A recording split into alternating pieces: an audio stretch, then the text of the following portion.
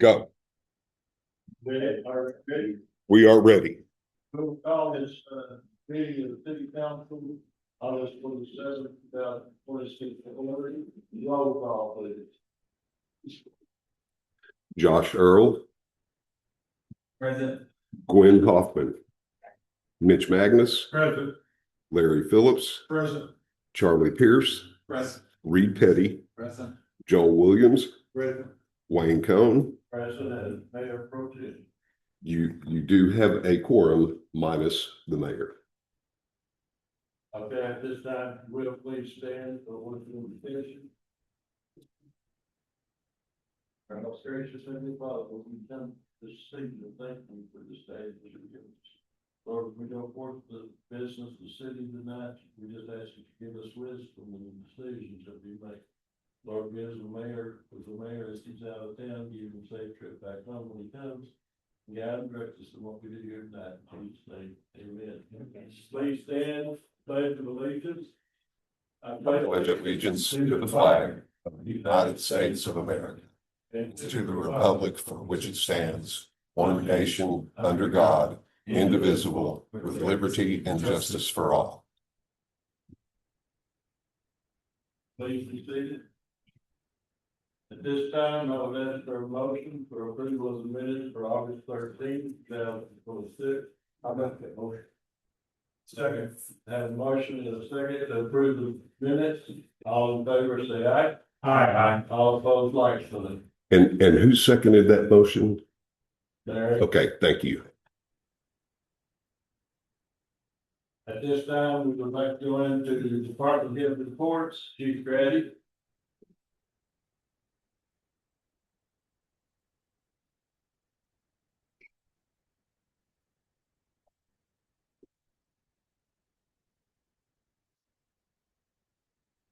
Thank you very much. Got our monthly, report there in front of you. No, we got a big night tonight, I won't get into detail, but there's, all the information. As far as the school we are year to date, between 26, and the last year, what we've done this month. What I would like, well, first of all, do y'all have any questions? I noticed that in the, stats were up significantly from last year, and citation was down significantly. You addressed the citation recently as, the low number of officers in the trouble at the time. Any particular reason to the increase of that? Well, What do you think? Okay, citations are up. They were down. no, they're down. Fixed assets. Citations not in last year, it's not read that. Next to that. And that would be faster than, Yeah, no question there. okay, all right. What I would like to do tonight. Like to bring. Officer CJ Hill and his K9 partners over here.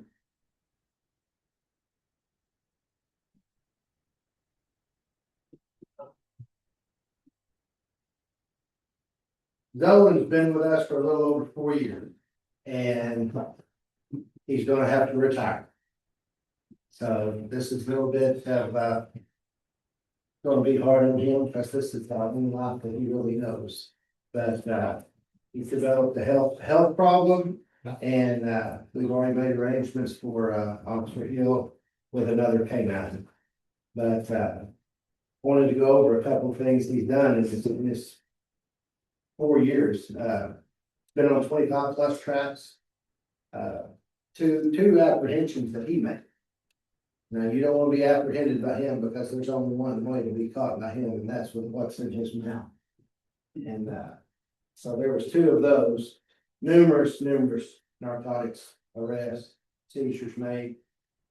He served us well, and, I'd just like to read this letter. It says, City of Harrison on August 24, 2022, K9 Zolan was employed with the Harrison Police Department with handler CJ Hill. After 4 years of service, K9 Zolan will retire August 27th, 2026.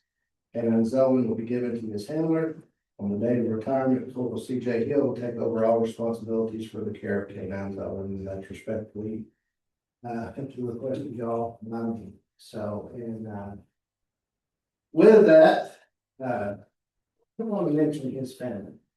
Because not only is this a family member to this, it's a family member to them, and Officer Hill's wife and their two daughters are with us tonight, so, we appreciate them. Everybody don't realize what it takes, but, long nights away, phone calls in the middle of the night. I need the dog to go track somebody. He was just called out. Was it this week? Last week? Tuesday, yeah, just called out Tuesday. So, he's made a lot of sacrifices with family, and they, special families to put up with, officers, and especially officers that have this type of, officer at home with them 24/7. So thank you all very much. Appreciate it.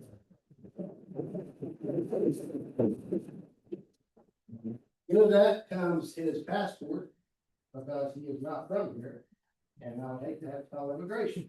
So, that's his passport, all his medical records, and thank you, and appreciate all the work and effort that you've done, and obviously Zone too, so. That's all I have. Chief, I have a question for you Yeah. when you get through. Yeah. I've noticed on the news last few days, the Janet Fox case. Uh-huh, A lot of them may not know what that is, but can you update us on that? yeah, I will. You will take it on that. Okay. All right, thank you very much, guys.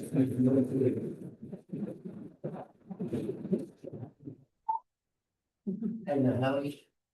They're gonna take his picture, going about there, Don take all the picture.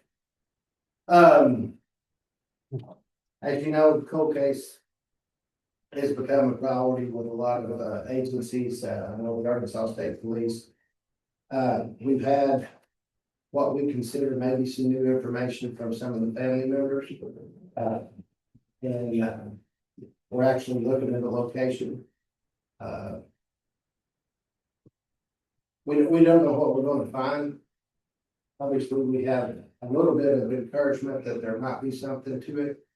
And we're waiting on some specialized units to come in and help us with sonar and documents and such.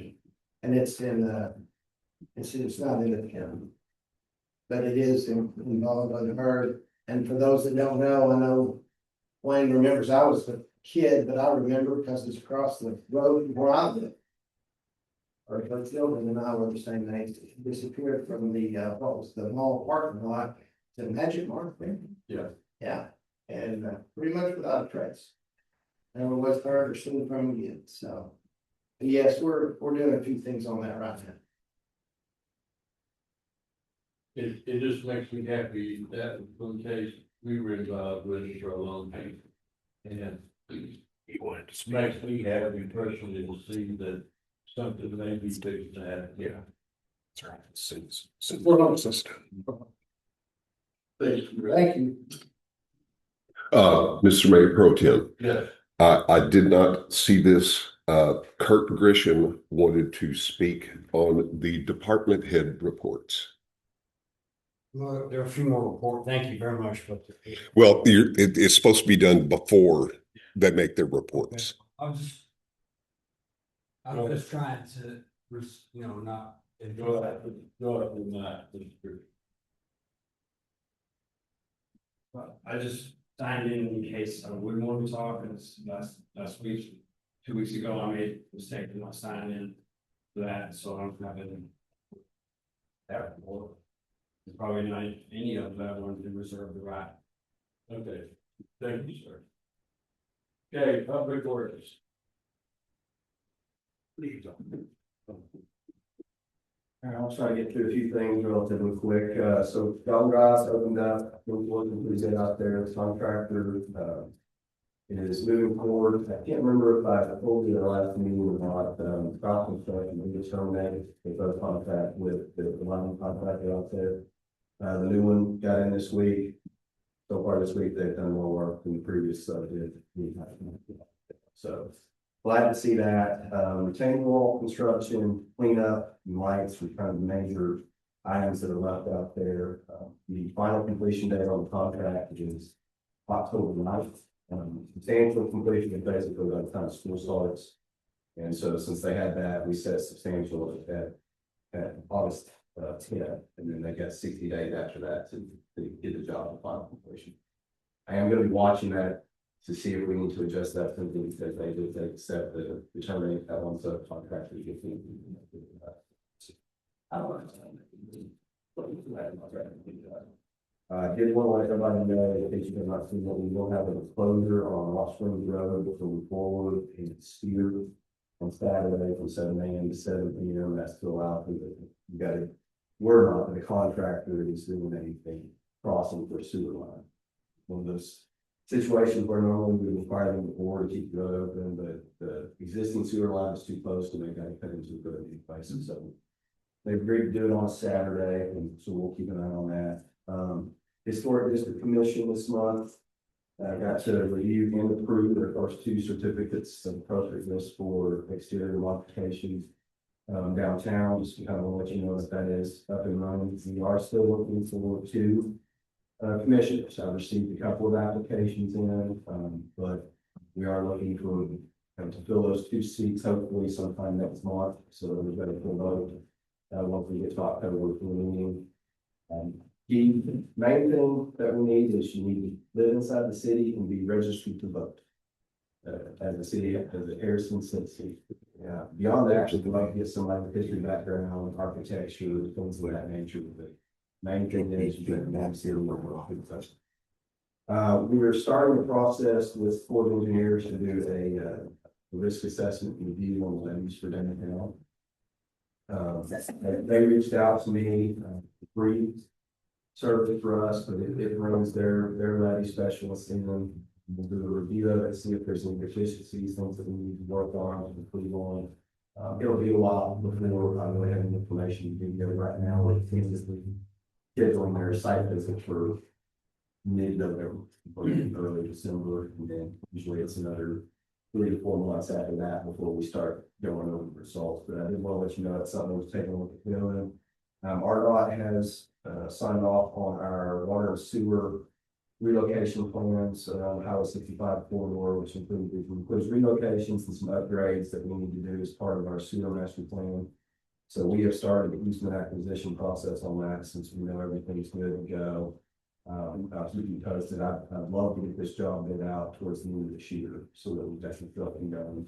Again, the main highway project right now, the draft statewide transportation improvement plan, they pushed it to 2029 to get out there. So we got time, but I want to try and deal with the guys up front. So there's no chance of us being a reason for it to be delayed again.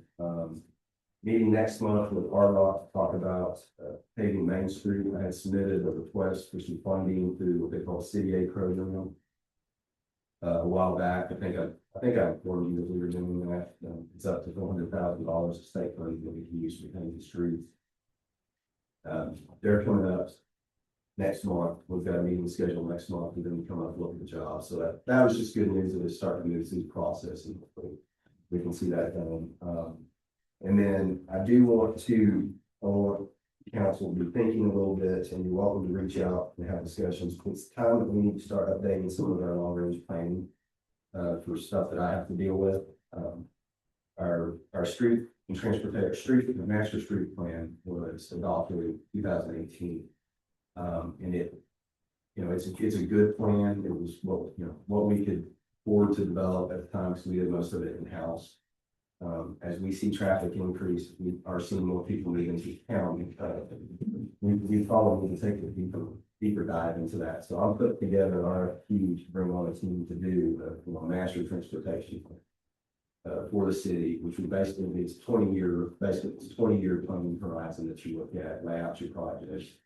It's also useful for getting safe and federal funding to have that, which we have a plan, but it's time to go and get a federal and include more types of transportation as far as pedestrian mainly, to take a look at that and incorporate that into our transportation plan as well. And then our existing water system master plan was developed in 2010, so it was long overdue to update it, but our increase in demand for water did not keep up with what was projected. So it's just, it projected a much faster increase in what we we're looking at for water demand. And so we've been able to sort of hold off on that, but it's time to go ahead and do that. And it's also now a requirement through some new state laws that we're actually supposed to start updating those maybe 5 to 10 years. So just kind of wanted to throw those out to you. We do have a current sewer plan that, it was done a couple of years ago. We're working on that. And beyond that, you have to answer the questions. And the original plan that they're talking about had a provision in it for the north south freeway, based on the traffic for town. I had 19 to 7 south to the north side. Yes. of town. And I assume we'll be looking at something like that again. We will be looking at pretty much everything. I will want to kind of go with a little more in-depth process that will include actually a lot more public involvement. And actually bring The in, east-west corridor as well, the north side of town. and bring in, a little more coordination with major stakeholders, thinking FedEx, DSI, some of that other industry, school system, major users of transportation network beyond just us driving every day. The other question will be on, I know, usually a little bit from days that everyone's got to be about and driving around about their families or have a lot of accidents or. I'm not aware of any, at the roundabout. Hopefully, it's still. And Yeah. I know the first day there were some people that got confused when they came up on. It worked. I mean, I was out there the first 3 days when we went there morning, afternoon watching it. You saw something. Really, the biggest issue that we had out there that first week was with the roundabouts. It was our traffic signal, caps and dollar was not letting traffic out. There's constant backup, so we had to we made adjustments, a few different adjustments to it. We were kind of watching it. And get back to where, because it was backing up God my ways, and that one was causing the problem. Thank you. Thank you, William. Fire Chief Mark Lowry.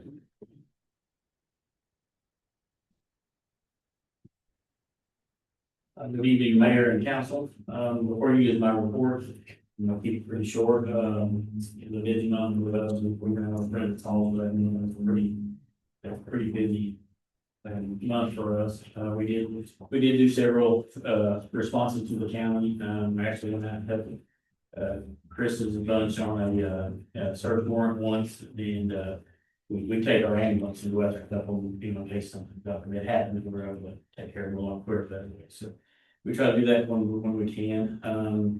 One of the things I did want to bring up as far as permitting, we did have 4 new constructions for residents in the city last month. So that was a good sign. We're seeing construction happening in the city. So really, that's all I've got. If you all have any questions, I'll be glad to answer you.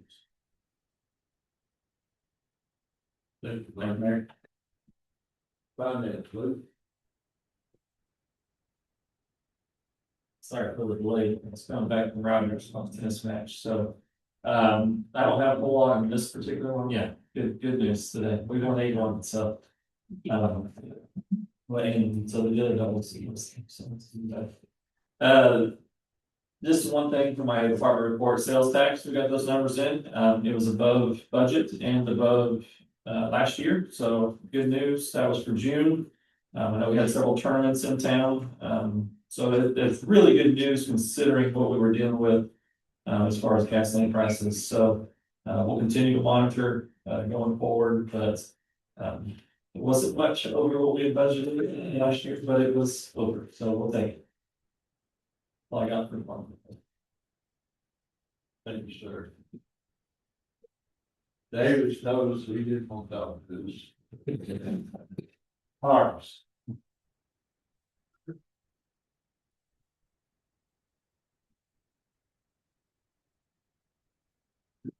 All right, good news at Creekside, our memberships are at 5535. So we're climbing towards our goal, 6,000 by the end of the year. I will make the announcement now, reminding everyone that the pool closes on September 6th, and our last day, we're closed on Labor Day. So we'll have that weekend, the 5th and 6th, and then we'll be closing the outdoor pool down. That's not the Creekside pool, it's just the outdoor.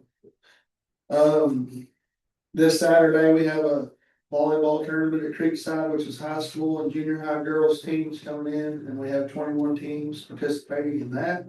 That's a tournament we kind of lost 5 years ago. We're bringing it back, and that's more than we had in our last tournament. So we're pretty excited about those numbers and getting that tournament established again this time of year. Went out 2 or 3 times a day and looked at the playground and the splash pad at the complex, the baseball softball complex. They should be done with the pour and play in the morning for sure, pulling out. We're doing sidewalks and doing some dirt work, and we're gonna resod some places, and we should be opening that pretty soon, hopefully. I'm not gonna give you a date yet, cause I don't know a date, but I'm excited about that, cause that's gonna be another big major project. Or you're closing the pool, the outdoor pool after Labor Day, how long is like that? Yes. Okay. We don't close the splash pad till we get a forecast of freezing weather 3 days in a row, or a whole week of colder weather. That's kind of how we do it, so we don't freeze and bust our pipes. As long as it's warm outside, we leave the splash pads open. So if this one opens, we'll probably close them at the same time. Whatever date, whatever time that is, when we finally get some cold weather. I got a wrestling tournament again this year, confirmed on November 7th, so that's another big deal. Last year we had 400 participants, so I'm hoping we have that or a little bit more this year. And that gets a little bigger, but that was something new from last year that we're continuing to get. We have the next concert at the Creekside Amp on September 20th. That's a Christian artist, Ben Fuller and Maggie Woods. We're school starting, of course, we're starting our fall leagues. We got our K-4 flag football starting on September 8th. We have over 100 kids participating in that. And then we have our basketball fall school league starting on September 12th, where we have 42 teams participating in that. So, lots of things starting and picking back up the park. I don't think we ever slowed down, but we're getting more and more activities. So, other than that, if you have any questions, that's my report for the month. You said the wrestling was a big deal, it was actually a little deal. No, that was micro wrestling. I'm talking about Oh, kid. okay, I'm talking about high school wrestling. okay. Or wrestling, whatever, wrestling, wrestling. But that's micro. You wanna bring that back, I'd love to. I'm sure we will. Next on the agenda is new business, and I want to turn this over to Councilman Magnus at this time. Mr. Mayor, tonight we have Mr. Troy Massey, who's going to give us an update on the Boone County Heritage Museum required for the funding that we have, and he's going to give us some information. Okay, thank you, Mr. Mayor. Good to be here tonight. I'm not here to ask you for money. I'm here to give you some information on the Boone County Heritage Museum. For this video. We're down to 2 volunteers now. Hey, David. There's been an illness in their family, so they're not able to be over there with us, but anyways, we're down to 2, so. What's now? Speakers are not working. Please get ready to play a video. The speakers are not Tell about the museum, but also. out here. It's coming through right here. That's it. Especially if you went to school down in that building. We've got 3 events coming up for fundraisers. On October 29th, we're gonna have a night at the museum. It's a fundraiser, but there'll be no admission, but it's donation only. We've got one of the local banks who will help with the food there, probably hot dogs, and we'll have some drinks and some sweets, cookies, whatever. And just don't want the school to go in the museum, so we'll have to get outside. Yes. We go in, but anyway, we'll have our volunteers The speaker. on all 3 floors. We'll be dressed in costumes, and we'll probably have a costume competition at 7 o'clock for male, female, and the children. And so come out and get to see our museum, and like I said, it won't cost you nothing, but we would request you make a donation. December 5th, we're looking at pictures with Santa over at the Forest Building, which houses our Mountain Meadows room, and that's the big Conestoga wagon there, that Air 1857 that went out to Mountain Meadows. So Santa's gonna be there again, donations only, no cost. So bring your kids out, you want a picture with Santa. I've already talked with him, he said he'd be available that day, so it's around noon, and we'll be in front of the wagon, taking more pictures, but we won't have a photographer there or anything like that, so just, bring your own phones, snap them, and again, donations only. And then on December 19th, we're going to have luminaries at the Maplewood Cemetery and Rose Hill Cemetery, so $20 per headstone. You can honor your family up there at those cemeteries. This is us, helping out, to do that for us with luminaries. Everything else is.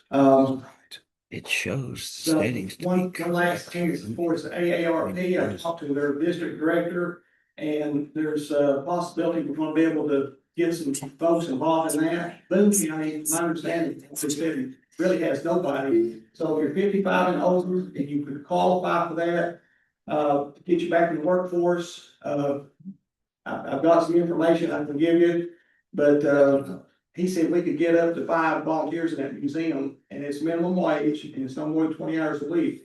But, hey, not bad. I mean, we could be open another 2 days if we get, 4 or 5 volunteers like that. So this time I'd ask James to, show a video on Boone County Heritage Museum. Mark Farmer, brother of Jerry Farmer, we're down here in the park system. He wrote this song and is, him and Don probably singing it. Don put the video together. So this is a Boone County Heritage Museum, and I'm going to end in that, and good luck the rest of the meeting.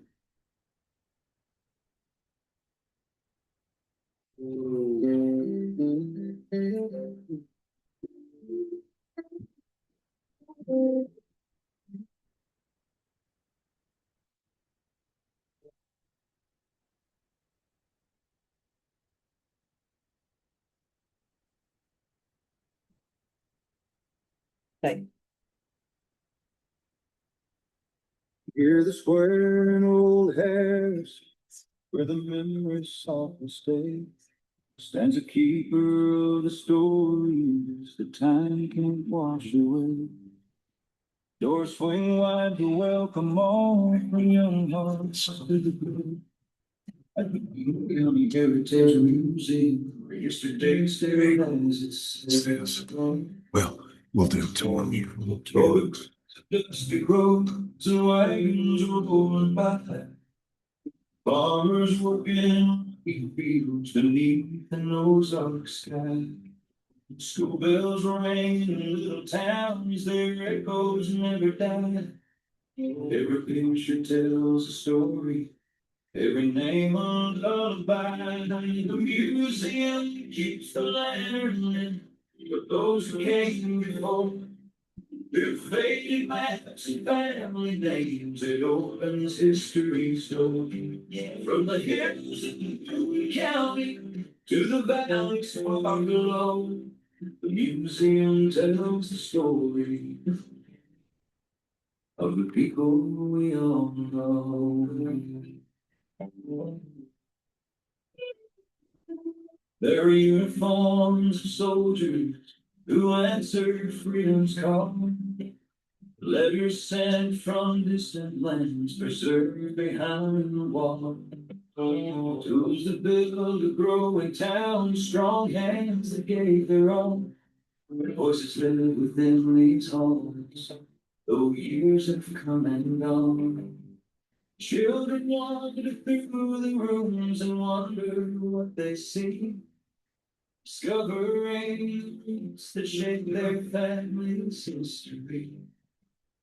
Each display becomes a bridge across the years and seas, binding generations with a timeless memory. The beauty keeps the land lit for those who came before. Through faded maps and family names, it opens history's door. From the hills of Boone County to the valleys far below, the museum tells the story of the people we all know.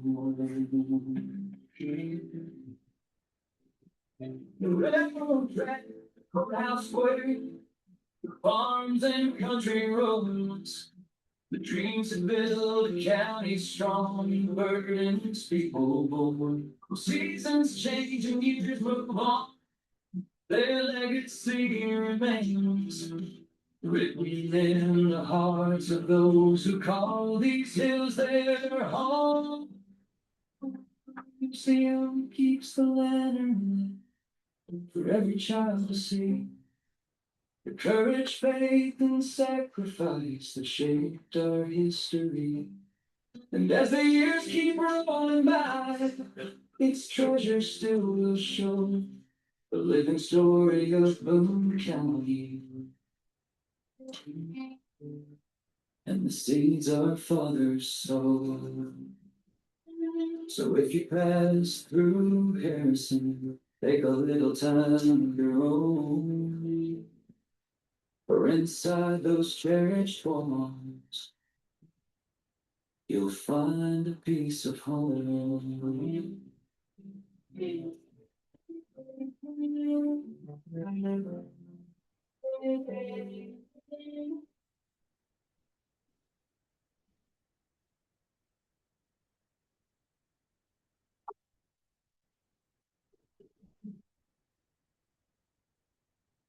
All right, thank you very much. And I just want to say, one of those titles from Coach Woolsey, and I don't remember signing it.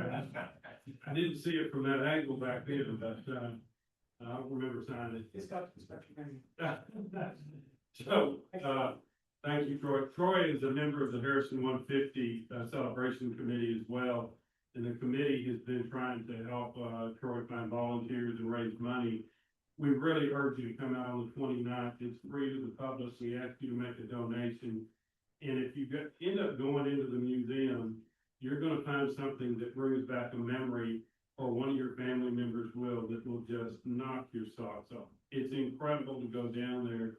And if you don't see something that's familiar, you're going to learn something that'll make you understand why you live here and what we're made of. So, thank you, Troy.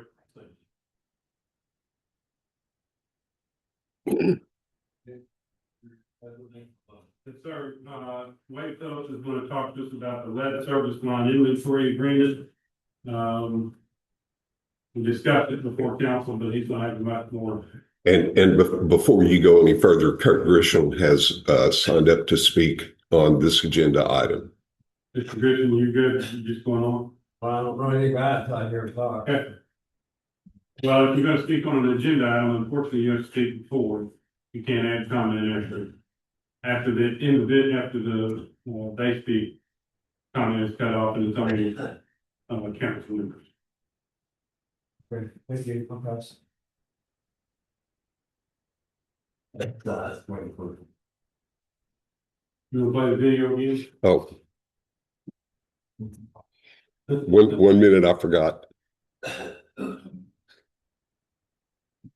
Yeah, I put a few slides together just to give some background on what it is I'm asking for, why, and why. I'm basically asking for y'all to approve an agreement for us to work with the company to finalize our lead service line inventory. While also going to tell you that we don't have lead service lines. So it's kind of sounds like a more request, but I need to explain why. So water systems, we operate under one of the lead and copper rule. So the first legislation really started hitting water systems and focusing on safe drinking water. The Safe Drinking Water Act 1974, amendments 86. 1991 was the first time when they released what's called lead and copper rule, and that's where we started realizing that. Well, in the 80s they realized that lead is an issue in drinking water, and then so they finally early 90s got regulations out. There's been some revisions along the way. Mainly it focused on monitoring and preventing erosion in our water systems and pipe, because that's how metals, when it grows, that's how you get the loose metals into the water as well. 2014, when Flint happened, it changed everything. That's a long time ago, so I know it's a long time since then that we're not really talking about this, but so in 2019, 5 years after the Flint crisis, the EPA issued their first real major revisions, the lead and copper rule. 2021, when they proposed in 2021, they actually enacted them. But then also in 2021, we had a new administration that pulled that back, and they spent a couple of years reviewing that, reconsidering those rules. 2024, they finally did another release, and it's called the Lead and Copper Rule Improvement. So that's the rule that we're operating under right now. just kind of wanted to give you a little history of the evolution of this and kind of tie this into how the Flint water crisis changed everything, from a regulatory standpoint. Um, But, yeah, as I said, originally erosion control, monitoring, lead tap has been historically what we do. Over time, we've shifted that through the years with different updates and especially after Flint. And now basically what the goal is find the lead and get it out of the system. We're not trying to prevent lead in drinking water like erosion control, although we still do that. EPA's approach and what they want all of our systems to do is to find those lead service lines and get them out of the system, which is a good approach. It's a significant burden on our systems. Let's see what we got. So where we are right now, so we submitted our lead service line inventory, which is kind of the first run in 2024. We did that through a program of the Arkansas Rural Water Association, where they had state funding. They were able to bring a consultant on that worked with several utilities around the state to develop these initial inventories. Our inventory is done, or the initial one is done, it's submitted in your with rules and regs. It didn't cost us anything since we had the state money. But while met regulatory requirements, we really got what we paid. We didn't pay anything. So the vast majority of this inventory doesn't actually identify ground, including some we've given them information identifying those lines. Several utilities were not happy with how this worked out. And so we've all been working last year, coming up with new plans and doing this ourselves. So because November 1, 2027 is the deadline for our next round of inventory to turn in, and that one is what we call baseline inventory. And that's what's going to trigger requirements for replacement. Right now we have about we actually have less than 7,000. When they completed that initial inventory, we were about 7,000 under. I said earlier, we have no confirmed lead lines in our system. We've never run across them. The only lead that we've actually found is some connector pieces called pigtails and fuse connects, and that's only been a handful of those. Those are not considered service lines. As far as now, obviously, if we find them, we get them out. But they're not a significant source that is part of these regulations and so basically, once we turn our inventory in 2027, every confirmed lead line, every galvanized service line that is downstream of a lead line. So if the city's portion from the main to the meter is lead, and then from the meter to the house it's galvanized, that's a galvanized requiring replacement. It has to go into a replacement plan. And then anything unknown, we have to treat it as a Let's clarify what you just said. Going to the house, yes, it has to be replaced, and at whose expense? to be the city. It's the city's expense. So that was one of the bigger. There was a lot of arguing, discussing, thinking teams going through this. The line from the meter to the house is private. But under these regulations, if it's triggered for replacement, the city, the utility, I shouldn't say city, it's not all water utilities, the city, but the utility is required to do that replacement. But only if it's triggered. Only if it's triggered, correct. So that's those three categories. So the key is the unknowns. You look up top, we have about 7,000. We have less than 7,000, but that was the number on our initial report. That's a real problem. And so what a lot of utilities started doing is basically going out and trying to excavate and look at every single service line in their system, at least the ones that they didn't know. Newer stuff we actually do know, but it's not going to happen on service line, especially since lead was banned back in the 80s and you get used more for. So a lot of new stuff we can eliminate pretty quickly. But the idea of having to physically go and let's say we have to do 6,000, 5,000. There's no way to get that done within any reasonable amount of time, and that's a lot of digging and a lot of people charge. And mainly wards 2 and 3. Yeah, 2 and 3 would be hit pretty hard. And so, So we've been working with a company called 120 Water, had some meetings with them, coming up with a plan.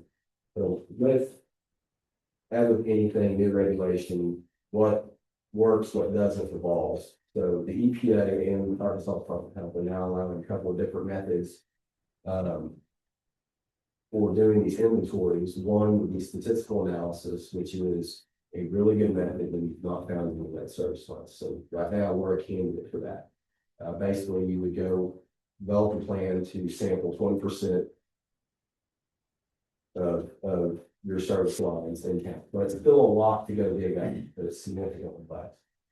If we find no lead, then we can develop a statistical basis that, you know, these are our known lines and everything else is going to be fine.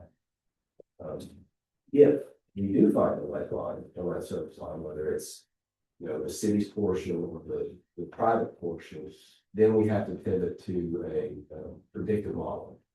Which then it is more digging, it's more work on my guys, a lot of guys that are working with this company doing that.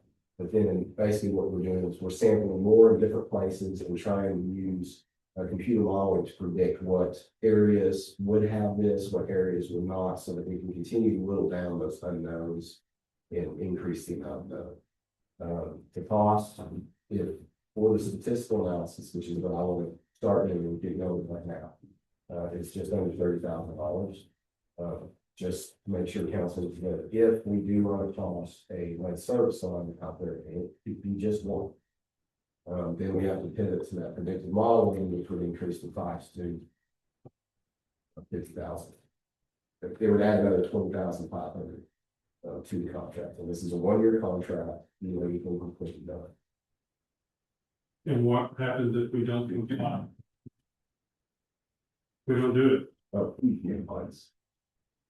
That's, yeah, once we do that, included with our inventory, if we have known stuff or unknown that we have to replace, we have to lay out a 10-year plan. So basically every year we're replacing 10%. So at the end of that 10 years, theoretically everything will be replaced. And that is, I mean, that's part of our licensing to operate water system in Kansas City.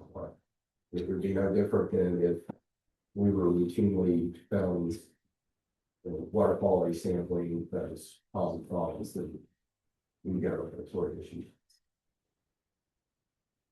So do you need a motion for up to $50,000, or do you need a motion up to the 30,000? I'm comfortable with up to the 30,000. That way, I've got to come back to you and kind of let you know where we're at if we have to. And you don't know when that money is going to be spent, but you don't know when you would be. I'll ask them to set it up as quarterly payments, but I can break it out. There'll be an initial payment and probably another one this year. And that does not come from what, a general fund, it'll come out of water. This will be one. Infrastructure tax wages. The water fund would be the water and sewer rates. I'm going to propose we use that instead of infrastructure. At this time, Mr. Mayor, I'll make a motion with approve the expenditure for this statistical analysis in the amount of $30,000. I have a motion, here, second. Any discussion? So wait, if the first line you guys get into is the lead line, I'm coming back and asking for another $30,000. Yes, sir. is there a different route that we can start with? That would eliminate you having to come back and ask these questions? As far as just a difference. What is the agenda item, or as a citizen government? Proof methods of, you know, that should be together for the hospital fund. Or that we bring other options. So.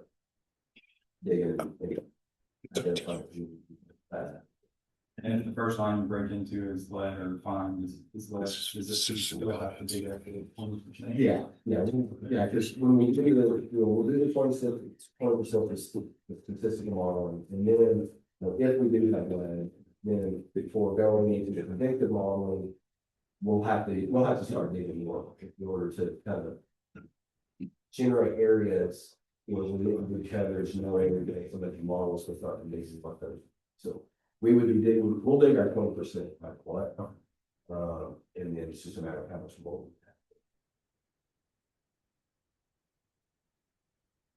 Any more discussion? Right. Not, I'm sorry, I mean, it seems like public, this would be the time for the public to get up and comment if at all. According to the rules, it is supposed to be done when the item is called. That's what the agenda, the rules on the agenda say that. then we have a regular copy, there'll be a citizen comment section at the end of the speech. Okay, thank you. Any further discussion? All in favor of this motion, say aye. Aye. All opposed, like, motion is passed. It now, Mitch, it stays with you. Yes, sir. We're in the financial portion. And before you get started, Kurt Grisham has signed up to speak on this agenda item.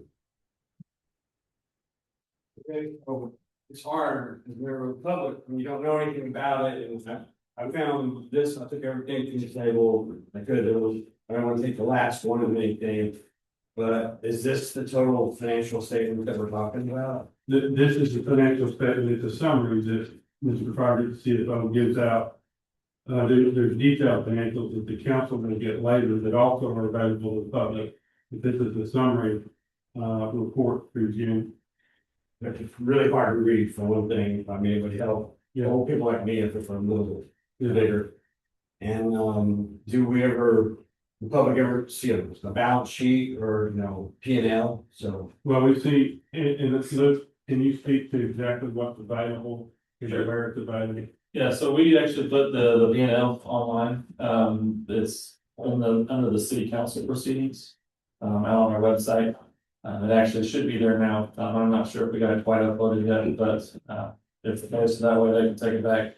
And look at it and see if they have any questions, and then they can either call me, or we can discuss it with the council meeting. So it's just kind of highlights? Yes. Yeah, That's how the actual one is up about 32 to 33 pages long. There's a lot of stuff in there. There's some individuals that will take that and write it down and give one of us a call. But for the most part, this is an initial summary to look at, and then the council has access, and the public does, to the full one as well. And then it's broken up by fund and line item, so you can see individual items. And that full, that's just the cover page. Right. On the council proceedings, in the council proceedings folder is the cover page with the entire budget, and it's there now. Okay, thank you. I would just like to suggest that a P and L would be at these meetings. Yeah, what you have there, but also you have essentially, when you look at cash flows at the bottom, that line item is basically the P and L line. Okay, thank you. Okay. Luke, now, Sure, I'll just, again, just hit the highlights here. And I talked to Mitch earlier. It's crazy how, when you look at these financials for the month of June especially, our actuals and our budget number of each particular department is roughly $2,000 to $3,000 different. So we did a really good job this year, at least for June, of being right on target of what our budget was supposed to be. You do have a few ins and outs. There is a little bit of difference in the water revenue, because we did a large adjustment for last month. So last month was a little high, this month's a little low, it evened out. We also had something with the fire department. We went back and did a look back of a few years on business licenses, and everybody that was no longer in there, we voided out those invoices, so there's a big negative dollar amount in those business license lines. But for the most part, everything else looks really good. We're in the black in most departments. Even please, good job, chief. I'll take it. It's $1,200, but it's positive, so it's good number to have. It does show in total, obviously we're down 1.6 million. That all can be attributed to infrastructure projects and the street repaving. All 100% of that. So everything else we're kind of at. Make any other comments in regard to that 1.4, and how that's affected it in the future or anything like that? 1.1, sorry. The total. Oh. Total tax on 1.660. I got you. You know, we anticipated that, that was part of our budget so going forward, obviously, we're not looking to do that every year. In infrastructure, as you know, we might spend $200,000 one year, and the next year we might spend 20 million. It just depends on how much, we're able to save up in that infrastructure fund and what projects we have going on at the time, or if anything's delayed. No, $20,000 probably not a realistic number, or 200,000. You know, usually we're spending about $500,000 a year on those slow years. And in bigger years, we're probably looking at closer to 4 or 5. We've done 10, but it's not typical. Okay. Any questions? This is for information only. Any questions with council? And with the tax of this for the way on that's. He's gotta be more consistent now. Yeah, that's gonna help us project out. Obviously, again, big projects we'll have to save money for, unless we want to do a bond issue. I'm not anticipating doing that. In the past, we've not done bond issues for infrastructure projects. If something came up that we had to, we have the ability now that it's there for perpetuity. So again, hopefully we can knock some of these bigger projects out and get them done, but they'll always keep them. Thank you. Thank you. Next one, under our agenda tonight, will be Heritage Housing Authority, reappointment of Brad Brand. Reed, do you want to say anything to this? Yes, please. The Harrison Housing Authority, for your information, is led by Executive Director Tom Replay. I think I pronounced the name. Thank you. And is supported by the Harrison Housing Authority Board of Commissioners, which is 5 individuals, one of which is Mr. Brad Brown. Interestingly, the chair of that commission is sitting with us here. Would you like to add any comments before we ask for a motion to reappoint Mr. Brown? First of all, I will be abstaining from the vote, so just to be clear on that. But now this group's been together for many years, and I think we're so excited about everything that in the past few years that Sean has been able to do with that program, and has the state uses Harrison as an example of what can be done. And we appreciate all the work that is done by Council on Sean, that office. So thank you. The Harrison Housing Authority is a Section 8 federal program within the United States that helps families, seniors, and others with disabilities who may have a need for assistance regarding housing. They have done an excellent job in the past. I would support and solicit at this time a motion to sustain the appointment of Mr. Brad Brown to the Board of Commissioners supporting. I'll make for the motion. Thank you. Second, have a motion for appointment. I hear second. Second. Larry seconded. Any further discussion? If not, all in favor of this reappointment, say aye. Aye. All opposed, like sign. I abstain. Motion passes. All right, the next one under new business is employee contract for the city. This is ordinance. And since I'm sitting in this position tonight, I've asked Mr. Magnus to handle this for me. And Mr. Mayor, this is standard housekeeping. We have one member of the city that we need to go ahead and approve the ordinance for. And it's Mr. Chuck Eddington with Parks and Rec, of course. But also he has a business on the side, and I wanted to go through and explain his business and how his working in the city should not be going up compromise that. And just as a point of order, you're also adding Dalton Ramsey, who is with Public Works. I'm just a part of the company, but what it is it's a single product. It's a frozen treat. The name of the LLC is Game Day Chill. So what it is, it's a concession item. It's made for concessions, stands for schools, for Parks and Rec, for private entities like AAO or Fayetteville, any major kid events, tournaments, things like that. That's what the product is for. Our business is 95% wholesale. So we won't sell it to Harrison Parks and Rec or Harrison School or Valley School or any other school at any different price than we do anybody in Northwest Arkansas. We also may be selling it to distributors local like Pippin, which we would discount the price a little bit because they would be doing the delivery themselves and the storage.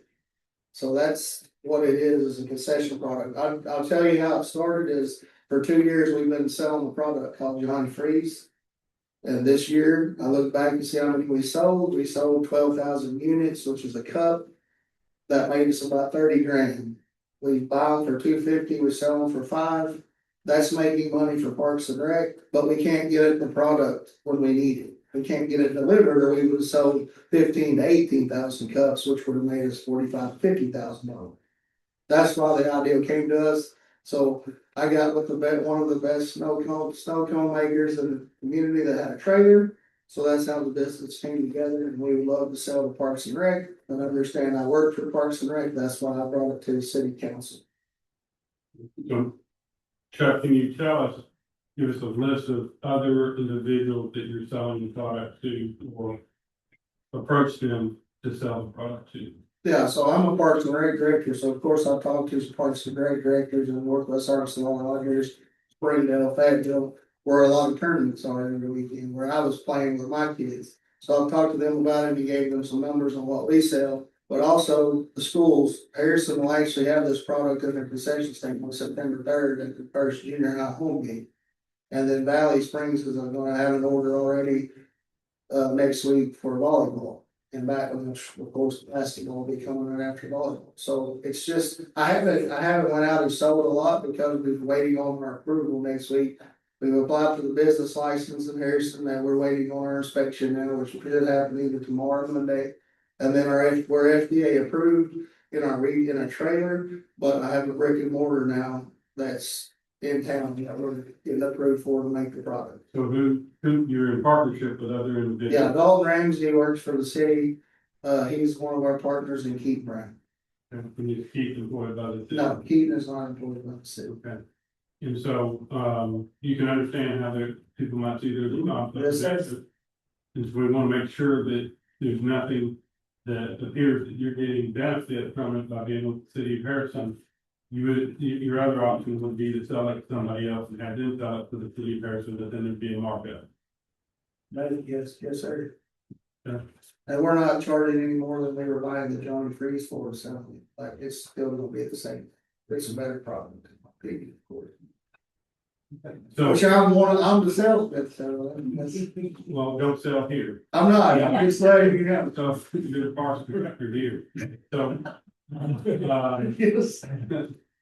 so that was the reason why you couldn't get other product. They just couldn't deliver it. I mean, they're stationed out of Central Arkansas. So a lot of the ones I talked to, because I'm the one that got it up in here, because I saw it at one of our travel tournaments down in Caddy. So I talked to him and got it up here, and then he just can't keep up with our deliveries, because you gotta understand, on league nights, we got 4,000 people at the complex. Every 4 nights a week, at least 2,000. We're selling out on Monday, and they delivers it on Saturday, and we don't have it the rest of the week, so we don't have it a couple of nights. So inventory is your problem. Inventory is the problem.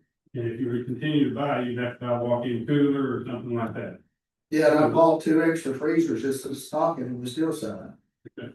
Because it's a good money maker for Parks and Rec concession stand, which helps us in our budget. With more tournaments means more profits for Parks and Rec in our concession stand. Mr. Addington, is there any competitors you have that can provide equivalent level of service that you are today to the parks and recreation? Johnny Freeze will be the only one, and the only reason why we decided to start the business, because they can't keep up with our sales. So it's either you or nothing. I would stay with Johnny Freeze if he could deliver, but I think this is the better product, because we've been working on this for a while. And the schools are aware of, and other potential buyers are well aware of their product and your product and that. They actually approached me when they found out I was doing it, schools did. So I haven't went out, we haven't went out and sold anything yet, I just know because they asked me if they could have this one in there, because of the delivery, because of course I'm local in this area. Thank you, sir. So Harrison School, Valley Springs School, what other parks, departments? Anybody else, Missouri? Yeah, I'll be talking, and I'm talking to Hanson, but I'm not really doing any like final contracts until I get all my approvals in. Cause I'm still waiting on my business license approval. Who did you go to for that? That's the fire department. You're in, Mark? And the health department came in and did an inspection, so I mean, it's FDA approved product. I would say You're gonna have any employees locally?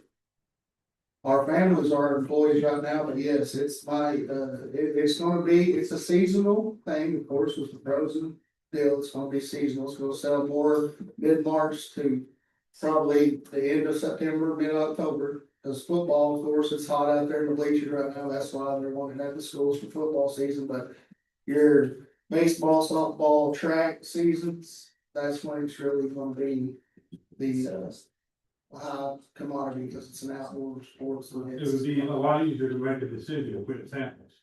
I can, as soon as I get that information through. A lot of people. That's what we're waiting on for. Yeah. But, The flavor's clear. no, they do have dyes in them, and I went through that process, now eventually we may have dye-free products, but right now we do have dyes in them.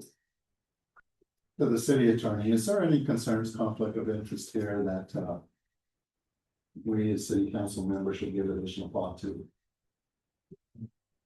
Absolutely. That's why it's required by ordinance that it's fully contemplated and transparent and discussed by council. That's why we have an ordinance that requires it and state law. Doing my best to see all aspects of this, and I'm wondering about this. More important consideration will need to be taken if there's any expenditure by the city to this entity, to this vendor, making sure that it was a fair and competitive opportunity for other vendors to compete on an even playing field. Any of your revenues coming from city sources? This city, Mm-hmm. no, I mean, not, I mean, like, we purchased the other product, of course, for our concession stand. I mean, you will receive citizens. Yeah, we'll receive revenues, as to how much parks and rec. From city government. And I'm just a part of the business, but I'm here tonight as a spokesman, so.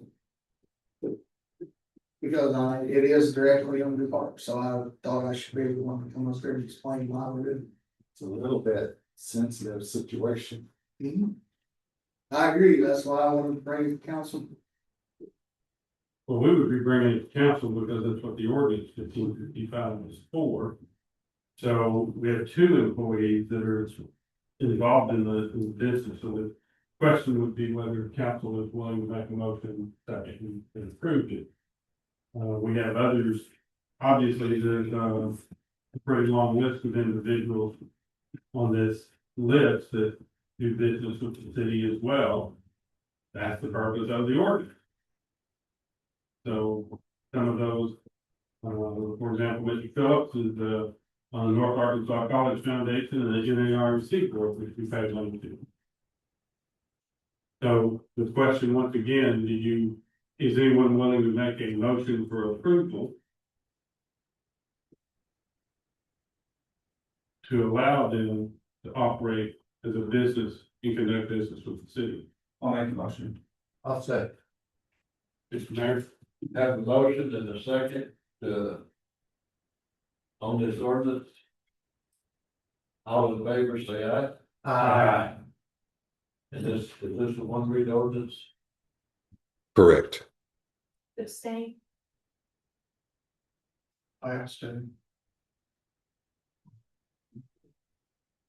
We're supposed to do that before the vote. All right. Well, there is no form. We do. So then the question is, it's a one read ordinance, but it's by title only, so we'll have to suspend the rules, so the motion will need to be remade. Need to rescind the current motion. I can. Okay. I'll rescind my current motion. And then your motion would have to be that you, I'll make another motion to suspend the to rules suspend the rules. and place it on, its first reading, first and only reading. Correct. First and only reading by title only. First and only reading by title only. Did I have a motion? Do I hear a second? Second. Further discussion? Oh, All in yeah. favor? We asked where you guys had to. Stay from? They're on this list. Oh, okay.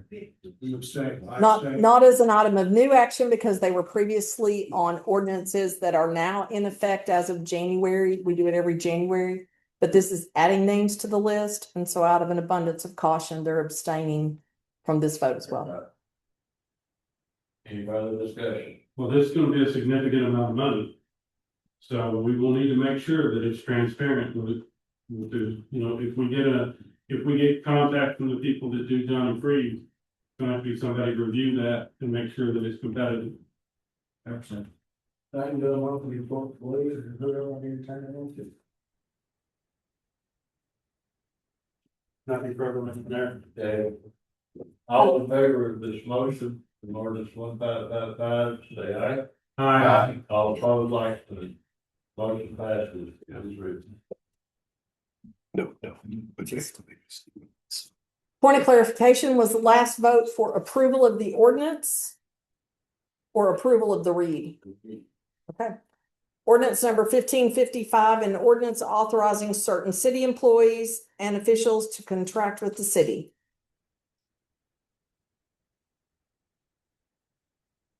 Need a motion for adoption. It goes in, well, I guess we would need a motion for adoption, would we not? Motion to adopt. Second. Any discussion? All in favor of adoption, say aye. Aye. All opposed, like to. Motion passes. So, can I still talk on that? This just allows us to do business with you, right? Doesn't necessarily mean we have to, right? Right. Okay. And I'm probably under more allowance to them changing some of it with city. So good. Thank you, Joe. All right, Mitch, you gonna take care of the next one? Yes, sir. Next item is no business, Mr. Mayor. Mr. Fire is going to come up, we're going to place, discuss this, is pretty much housekeeping as well. And also, by the way, Kurt Grisham has signed up to speak on this ordinance. Mr. Grisham, comment, do you want to make about this? Yeah, sorry, no, you're fine, sir, you're absolutely fine. So at this time, I'd make a motion that we suspend the rules and place ordinance number 1555 on its, I'm sorry, 1554 on its third and final reading by title only.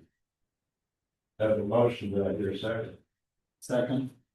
Have a motion and a second, are there any discussion?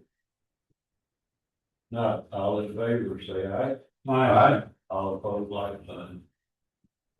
Ordinance number 1554, an ordinance establishing a policy defining fixed assets for the city of Harrison, Arkansas. Motion to adopt. Second. Have a motion and a second for adoption, ordinance 1554, any discussion? Not, all in favor, say aye. Aye. All opposed, like sign. Okay, move on to the next.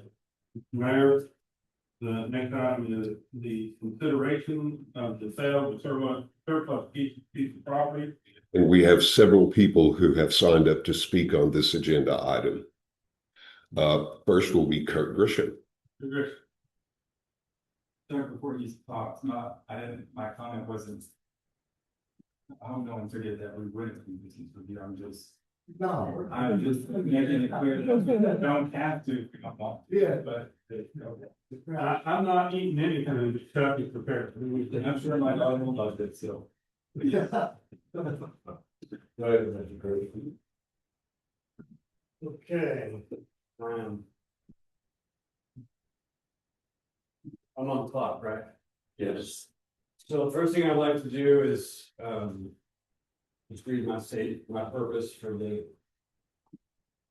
What I would do if you approve my bid, which is, to my knowledge, is $5,000 more than the next highest bid. That, and as I understand it, y'all are gonna be considering it based on the use, the proposed use. So it's sort of read my statement. I was hoping it would be up there, but. I will instill an interpretive pollinator garden in memory of my sister Hallie D to teach people, especially children, of the vital role of honeybees in our ability to eat and survive. My sister cared about bees and planted a large pollinator plot at her property on Old Farm Road. My plan adds nature, beauty, and education within a half block of the library. I will endow a fund for the Hallie Bee Park to ensure it is maintained in perpetuity. This urban pocket park will provide oxygen and visual relief from all the cars that otherwise will be crammed into that area. I also believe there is ample parking around the square within easy walking distance to everywhere in the district. Those are my prepared statement.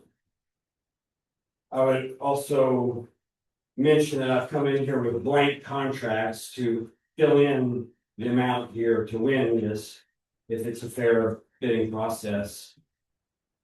And I guess I would just also mention on this 45 seconds of my life, that I don't know exactly what the harness company is planning on doing in downtown, but if it's big trucks and industrial, I would suggest that's not really appropriate for downtown Harrison. So if that lot is just gonna be filled with big trucks, it's gonna be kind of, I don't know, a hardship possibly. And again, I think my pocket park in memory of my sister would be a better use. And I also formally object to the city preferring one bidder over myself based on personal connections, which is how it appears to me. And I'll just step down. Mr. Griffin, thank you very much. Mr. White, next person to speak on behalf of the property. Is Joshua Moore. Mr. Moore?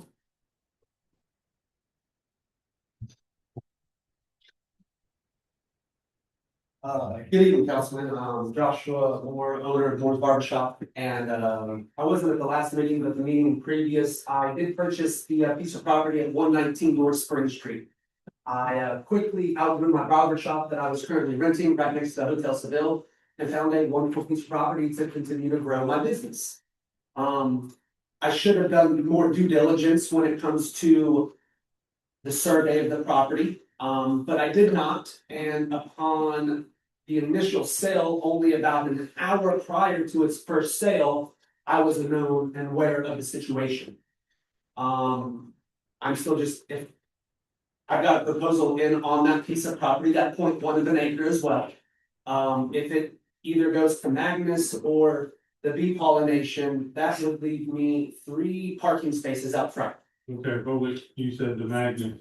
Or the harness, sorry, not Magnus, harness, harness roofing. I'm not buying it. Sorry, no. Harness roofing. Have anything to do. Harness roofing, and just, am I allowed to ask questions at this time, or is the statements? Okay. Regardless, I have put a bid in for the original offer amount that was first accepted by the sellee and the proposed amount. I'm a small business owner, I'm a father of 5, and I elected to bring my business to you guys. I commute from Missouri 5 days a week to provide service for a handful of people in this room, family members of this room. And if I could not secure some parking, then that would require either people parking in front of the Cloggers or Dollar General or on the square. And from my knowledge, the harness roofing would have access to public parking on the square. And this would just be additional parking.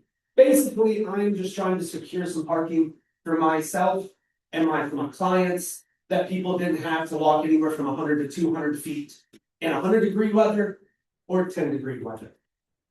And it just looked, after further investigation, it just looked a little, that I don't think it was a matter of the right person asking the question. I think it was a matter of the right person asking the question. I don't think it was a matter of the correct person asking the right question, if that means, because to my understanding, that this point one of maker, not once, not twice, but potentially 3 times had been turned down the sale because it wasn't for sale. And then all of a sudden, the right person has interest in it and it's being sold. That's it, guys. So I've formally submitted my offer and that's that. Thank you, guys. Thank you, Mr. Moore. Appreciate your comments. Mr. White, anybody else trying to speak? The last one is Kim Jennett.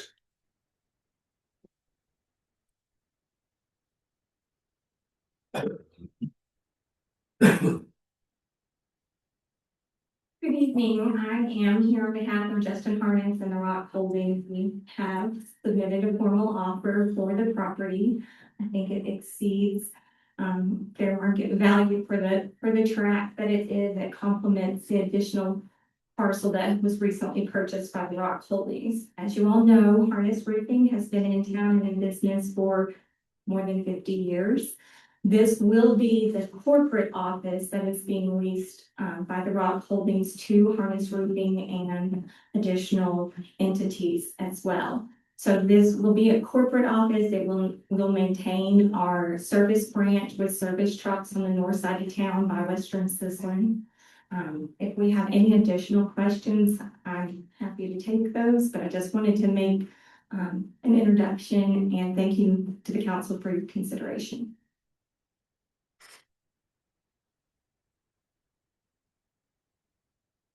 Mr. White, anybody else? That is all. Anybody else wanting with their council, any questions that you would have? I have one question. Trying to differentiate other considerations. One of the things is what is the impact on our city in terms of economics, number of jobs lost or gained or similar. Are there any considerations in that area that we should be aware of? Your thoughts? Mr. Petty, I don't know what the rest of the council thinks. We try to sell 3 pieces of property and we seem to trip over it every time we do this. I don't think we have a good process. And I think we as a council and as a city need to set up a process depending on the value of the property and how it's sold. How we handle these in the future. The problem is we tabled this twice. And it seems to be of concern, there was an issue whether or not the property was viable, and it appears that it's viable for multiple reasons. And you get into choosing to what is the best course, what or best use of the property. And I'm not comfortable saying, well, parking for an employee at the Rock Holdings versus a customer going to get their haircut versus Mr. Grisham was offered to build a pocket park. One is better use than the other without a lot more information. Well, the information that I'm reading here that was distributed to the council says that Harness Roofing will facilitate up to 9 additional employees over the next 3 years. So should be terrible. I think we should. I don't see much room to park large trucks on this. We can better park one car lengthwise. I worry about, will these run off people that are trying to buzz around? I don't know if that's a concern. I'm really ignorant in that area. So. Go ahead and answer that. That's up to Mr. Petty. Yes. Bees are everywhere all the time, hopefully, so I don't think a pollinator plot or a pocket park with plant species that are attracted to bees are gonna create a hazard. It's only gonna, it's an attempt to teach about the importance of bees to our survival, because without bees, which are in decline, honeybees are in decline, and without them, we die. I appreciate the clarification. Thank you, sir. Harness, am I reading your statement correctly? Yes, sir, you're correct. We have plans right now. We have 11 full-time employees that will be in the building with plans to expand to 20 to 25 in the 5 years. Thank you. Will there be commercial vehicles parked in those spots? The intention at beginning obviously is not, it will be our corporate office. If we have, good commercial vehicles that are parked there, it will be for daytime meetings. Whenever they come down, we will be holding monthly and quarterly meetings. We have 13 different branches across several states that will be coming into town, so we will be held down with the corporate office. So we would have the parking and maybe a service truck there, so I don't want to say we would never have a service truck there. But that would not be our parking, like I said, we will make a north branch location where we. Service truck is meaning just a pickup truck or a large truck, we're not talking about semi. No, harness repair is not currently owned as semi. It would be a service truck, which is a full-size Ford. Thanks. And the city administration had any further information to help us understand why we should pick one of these offers over the other? Just want to make a point of clarification, been mentioned a couple times that there was concern about the dealings and how this came about. I was actually there, whenever we talked to Mr. Harness the very first time that I knew about it. I'm also not aware of any offers that have been made on this parcel, previously. To my knowledge, we've not received any. We did have a meet with Mr. Harness and talking about opportunity zones and the downtown historic district and tax credits. Obviously, we meet with anybody downtown to discuss tax credits because we're looking into them ourselves. In that meeting, he actually asked who owns the piece of property behind that's adjacent to his parking lot back there, and we said that we did. And he asked what we had any intention to do with it. We said, we don't really have anything. He said, would you sell it? And we said, yes. And he said, what would you sell it for? I said, you'd have to make an offer. He did that, we brought it to you, and that's how this has all worked out. So if anybody trying to infer this was shady, I just want to do a point of clarification that the city would not do that. The city is above board, and that is how this all came about. Aside from that, I know everything from reading it as well as you guys do, from the jobs to the pollinator park to the new upcoming business. So we literally have 3 reasons to vote for each one of these, besides the amounts in the offer. We don't have, we don't have any process. Did anybody else speak to that? No, we don't. Let me ask you a question. You said we have never had an offer except for what Mr. Harness made at that point. Is that correct? I'm not aware of any if we did. How can that be? My offer was right over there on the table. Oh, before it has Prior to. prior to the And no one has. But nobody knew about it either, to make an offer on it, and Mr. Moore did make an offer on it, he expressed an interest, so I don't think that's right, and I was here 2 weeks ago. No, Mr. Grisham, I think what they're talking about was 2 years ago or a year ago. No one realized it was city property. And When I had that New Way Cleaners building under contract before Joshua Moore, I came to the city also and asked about it, and I couldn't get anywhere. okay, I was not aware of that. Who did you go to? I went to Brad, to Wade Phillips, and I went to Carl Ryan, I believe, You and I talked about it when we were looking at buying. and I was like, is there a survey, and it's not, and I tried to get a survey, and you recall that, yeah, I'm interested, way back. And then you didn't purchase the building, so your interest was gone. But my investigation of that dirt was gone also because I met with a dead end that apparently was not a problem, for you to harness it. Okay. No, Kurt, I told you, if you're interested and you buy the building, we can get you in touch with the mayor's office. We didn't have a survey to provide you and I wasn't gonna pay for one. So how do you know about the parcel? How did suddenly the information on the parcel come up? I mean, it's got a parcel number. When I asked about it, you say, okay, here's the parcel number, the city owns it, if you'd like to buy it, you can offer, maybe kind of similar to what has happened, what was described there. That was back months ago. Before the meeting you're describing. That was, but you also didn't know about buying the Newway building, so I don't know what. That might have been part of it, that might have been part of the reason I didn't buy it, wait, Not because I knew I would. Well, Let's let's not get into the. I expressed an interest in Story Jockey more. Right. And what we witnessed 2 weeks ago. I don't think past the smell test, but there are plenty of people that disagree with that. Even if there was no intentional underhanded dealing, it sure looked like. Any inference that it was on here to discuss. Discussing. So how do we know that it was our fault? It's the city's fault. We did know it was our property, right? That's what he's saying. Yeah, Well, when we were going through looking at city property, trying to just get a list, I mean, it's. I don't know, I think I knew about it a couple of years ago, when we started figuring it out.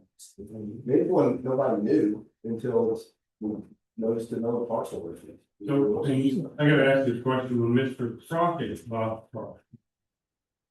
That. The Rock Holdings now owns, correct, with the parking lot in the backside. Did they inquire about this? Who made an offer or anything, I mean, we talked about it, and I know when I talked to him, I said, if you're interested, get the mayor. Yeah. So he didn't make an offer at that. No, he didn't. But wait, you knew at that time that it was our property, it was the city's property? And we're leading them to believe that it may not be, but it be in, who is the mayor? Is that what, I mean, is that how the conversation's going? we're not leading to believe that it's not our property. It's always been out there that it's our property. So how did Mr. Grisham know, how did it become undetermined that he didn't know that it was the city's property? I don't think there was ever a point that it wasn't determined. I don't know, where. Yeah, I think it's always been, the city said, hey, it's our property, but nobody was approaching No, until. Mr. Harness said, what about this other piece of property? So Who owns it? instead of them asking who owns it, may have been asked, who is it up for sale? I guess is that the right question that was asked? With the He said, would you be willing to sell it? Yeah.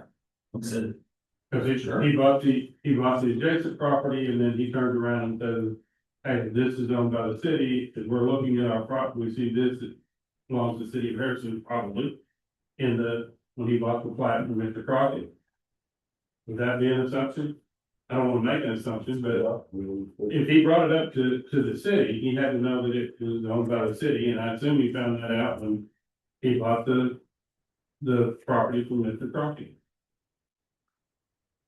So what's best for the city? That's where we are. What's the answer? I'll be honest, just to read, I don't have a good, Mr. Harness has made 2 offers, 3 offers, no, 2 offers in good faith. And we've tabled it twice. Mr. Moore's expressed interest in it, and I understand why he would want it. And has made an offer. And has made an offer, and according to, a conversation that he had with Mr. Harness, if I understand correct, he said you could use it unless there was some reason you could, right? Verbally. Right, and we have an offer of 5,000 more from Mr. Grisham. So how do we determine which of those is the correct way? What's best for downtown? What is best for downtown? What's best for the city of Harrison? No, subjectively, pure opinion. We sold 2 other pieces of property in these two, one with Daddy's and one with the Judy's installation. right. Our consideration was there was it not that they already owned property next to it, and we were selling that property to them to extend? And Judy's, yes, I know that for sure. Judy's, yeah, it basically, their parking lot. On the side of the building, the city property up to the front of the building. when we were saying with Big Daddy G's, it was just a lot down there. That pretty much went up to the edge of Big Daddy G Field, so they've been, well, city owned farming down there for years. We occasionally ask us to fix the parking, but, so yeah, those were sold directly to adjacent landowners. Couple reasons: one, they were adjacent, it's existing parking that was used by those businesses, and two, they are in floodway and floodplain, so they're not very usable. And I will say there's another option here, which partially hesitate to mention. We could leave it city property and say city property that is allowed for parking, but then we have to maintain. Right? So, yeah, we have to continue to maintain. And then it could be used by anybody. There's no restrictions on it. It's public parking. Although we say that there's not enough room there to park their name. So the question would be, Mr. Mayor, does anybody want to make a motion on any of these? And whether or not we can come to some sort of determination of what's the best use for it. I think to get into that discussion within the council is you do need a motion on the floor and go into council discussion. That's What is the city planning commission's position on this? Have they issued a recommendation? No. Wow, with the, This would be outside their scope. Well, there's two things. We've, in two previous instances, we've sold property to the property owner that's next to property. And we have sold a House of Hope, we sold to a buyer at a lower price than what we were offered. So. and express why that is. And the reason being is it was for the Recovery Center of the Ozarks, and that was because it was benefit to the community.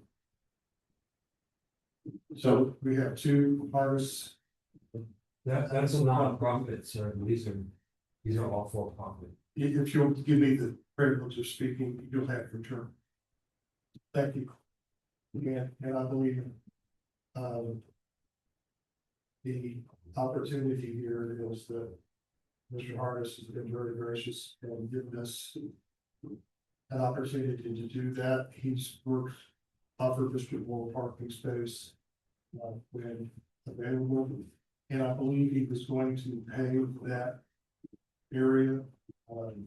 So then now Mr. Moore is also an adjacent property owner. Yes. So we have to consider that as well. And his offer is 7,500. Right. And Mr. Harris is More than that. Tara, Mr. Harness's was much, my offer. Excuse me. Mr. Phillips will have to give you the floor. He had it before, so he'll have to give it to you and allow you to ask the question. That's up to you.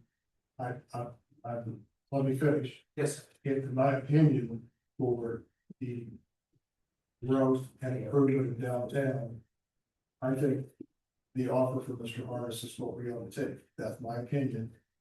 So, Mr. Moore, go ahead. I was just gonna say that my initial offer of $7,500 just matches the original offer that was maybe shot from the, just given. Under these circumstances, like I said, I'm just, as much as he's trying to benefit and grow his business, so am I.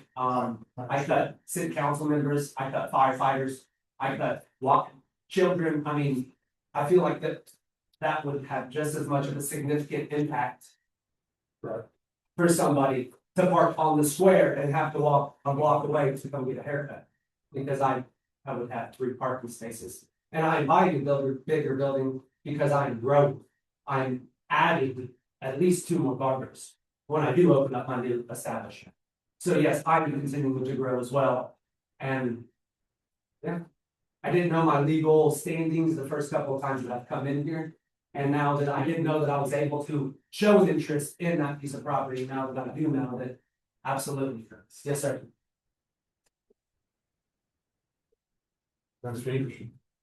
So Harness already has parking back there, and Mr. Moore does not in that dirt patch. Also, this is adjacent to his property. It is not adjacent to Mr. Harness's, is it? So that, I think that's compelling argument for Mr. Moore having. It is adjacent to. And so if money considerations is now off, basically, I mean, if you can turn down $5,000 higher offer, then you're really deciding what's the benefit to Harrison, which is subjective, but it's up to you, it's up to your Well, opinion. and let's clarify, the Harness property is adjacent to this property. There's an alley between, isn't there? No, they own the parking lot that literally butts up adjacent to this. So The chain, that piece. yeah, that used to be Boone County Library. So they have lots, Joshua has a little, Mhm. so. Well, and Help him, yeah, the new entrepreneur. here's the problem, we're trying to make this decision. If I may add, please, also, I think Mr. Moore doesn't even appreciate, the most important thing about that is his air rights there. If you ever build, I know from having studied it before with Wade and fire, that if I ever wanted to build another level in there, I would definitely have to have another means of egress. That means he needs a place to land his fire escape. That would be that patch outside. And I would let him do that if I'm him. I wouldn't interfere with his air rights. And here's the problem with all of this, we're gathering all this information and all it is doing is confusing the issue because we're trying to make a decision, almost a moral decision about who gets the best use for the property.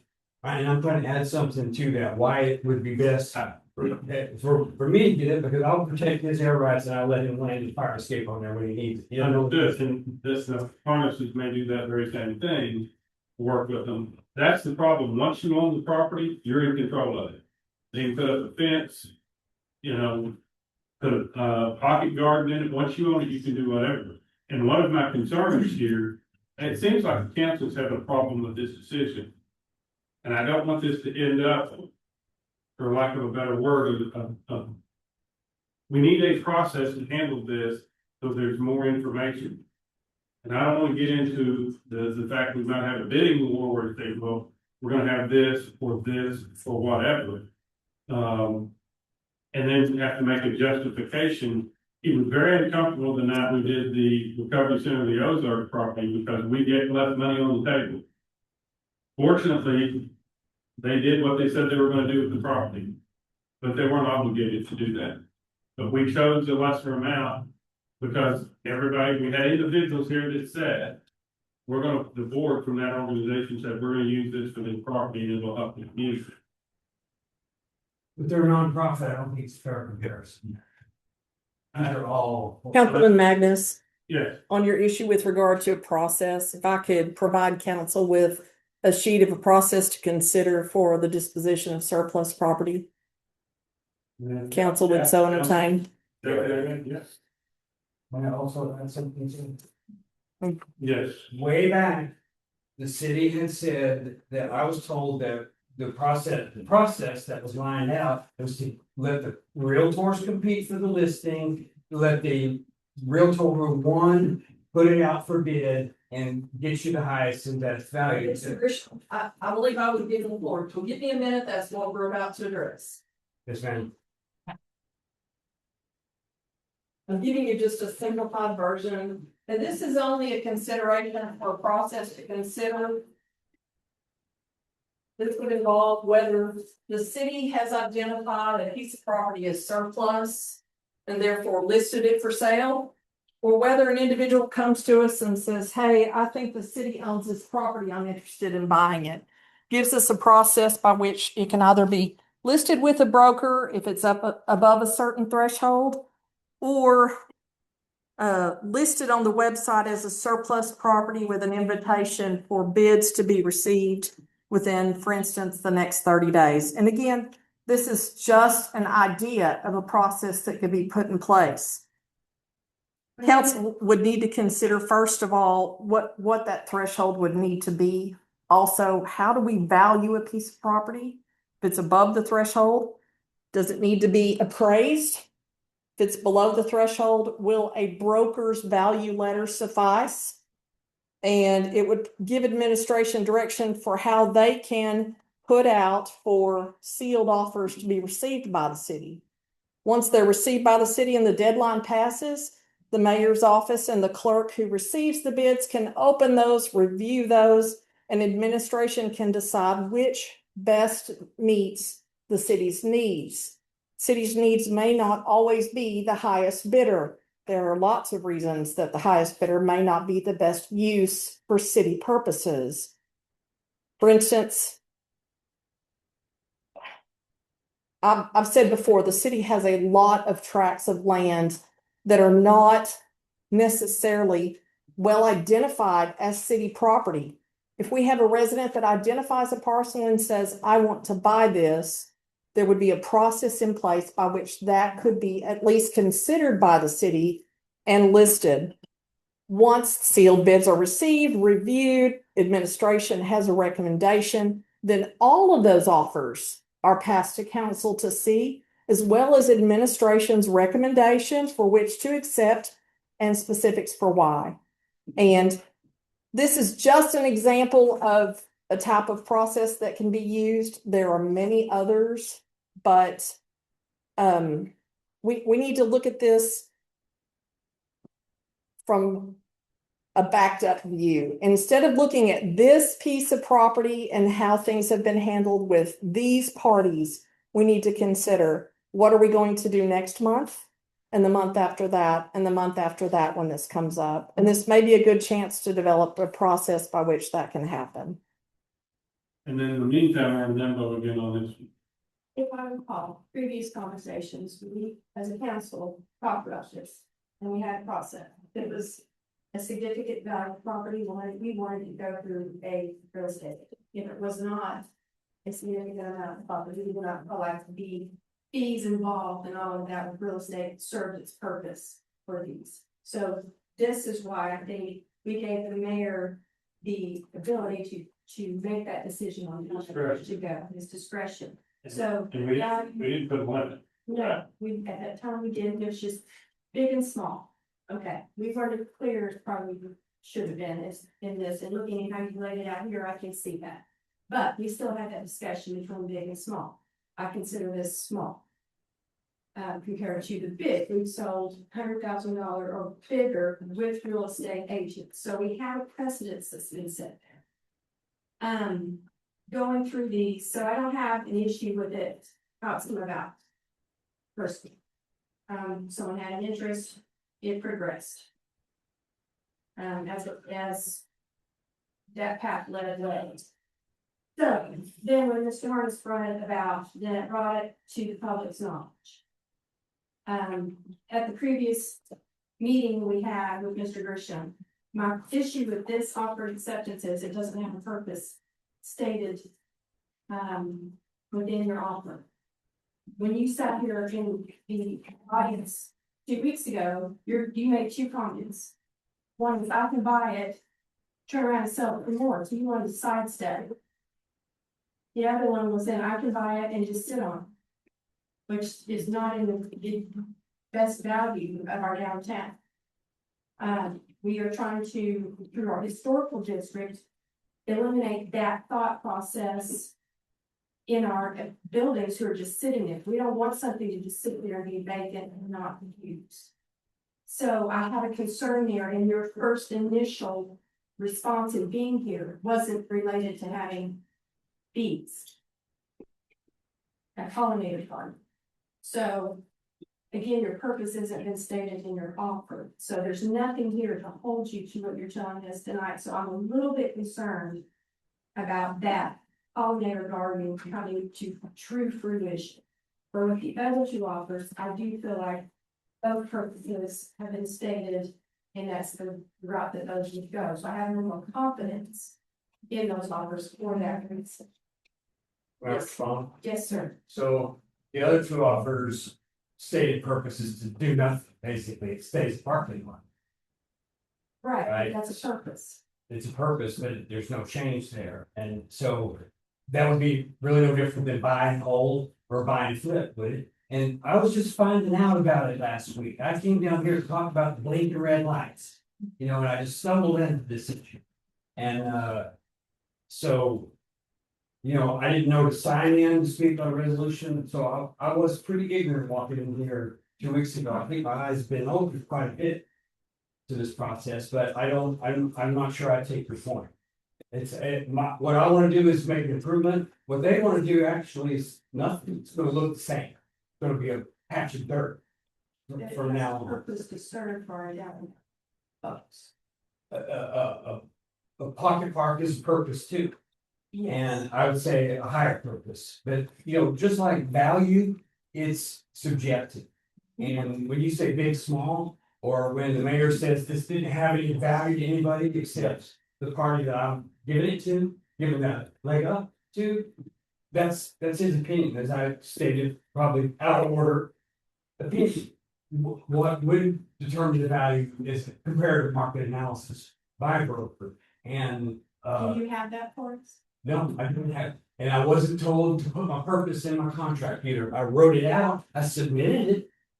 And the attorney and the clerk have received my purpose. So the fact that it's not integrated, I think that's also a bit of a red herring objection, if you don't mind my saying so. Point of order, I'm sorry, what? It's on what the is- website. What is the issue? Public disclosure was made of your offer upon receipt Mhm. and provided to council. She's saying my purpose is supposed to be within my body of my offer. I didn't say it was supposed to be, I said the others have stated their purpose, yours didn't include it. And I'm going off of, I have a concern as the comments that you made 2 weeks prior. When I just found out about Right, that the was- seemingly underhanded deal. I can't I don't trust that this is going to come to fruition in what you believe it is, so. Yes, ma'am, okay, well, I don't trust this process, And that's been duly noted, and that's something that we hope to take. but not time to allow me to get a fair shot at this property that I would want.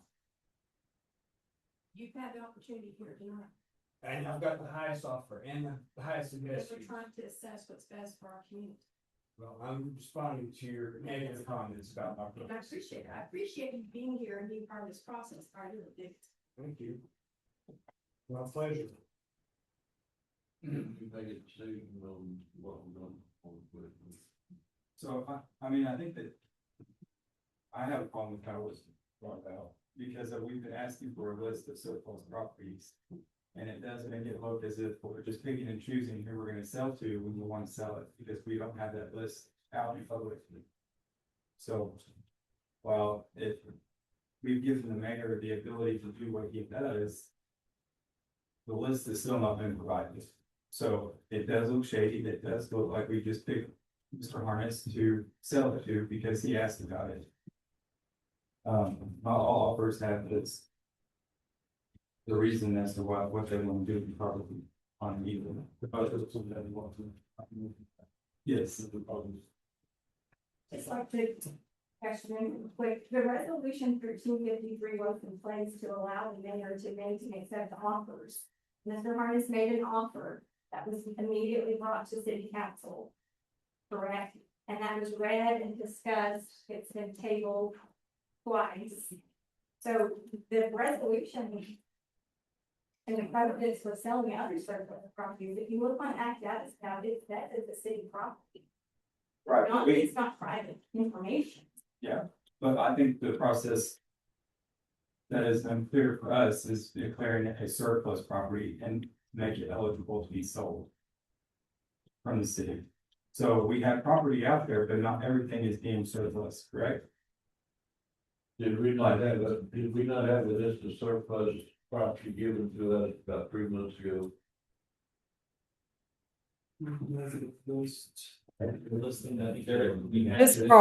This property has not previously been addressed as a surplus property. And that night, we were declaring it a surplus property to be able to sell this out to Mr. Harness. That was what the resolution is about, right? The resolution was to allow the mayor to accept an offer. So surplus city property. We will look at that. So we had to deem it a surplus property. Whether it was in that resolution or another resolution, we would have had to deem it. I think that's by this definition, resolution. Essentially, Okay, well, who is that? Right, surplus property. Now, whether or not anybody does it, once again, I think what occurred was Mr. Harness became aware of it because he bought another piece of property.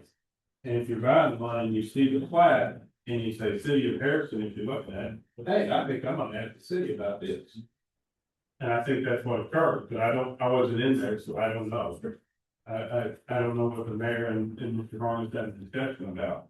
But I think that's how it came about. Is they were looking at, when they bought it, the Walk LLC bought the property. They saw other property owners around that area, and they have seen Mr. Moore's purchase of that property. I don't know. It may have listed that. And so in saying that, I don't know. The only problem would be is nobody else had that plat and had a chance. At that point, when that discussion was held, there was only one offer. Nobody said, hey, before we do this, Mr. Harness, we need to go see if anybody else wants the property. He just made an offer. So we're gonna now, okay. So I don't know what we're about to do because we're seeming to be. I mean, I feel like if we do that, that we would have everyone calling in to say, hey, can we sell this property? Can we sell that property? Is this surplus property? Can we buy it? Can we put an offer in on it? Well, I don't know if any realtors are out there looking at surplus property for the city and trying to get it. Well, I'm not saying a realtor, but Well, anybody. I mean, Grisham could, or could, or I could, or. They might if they knew about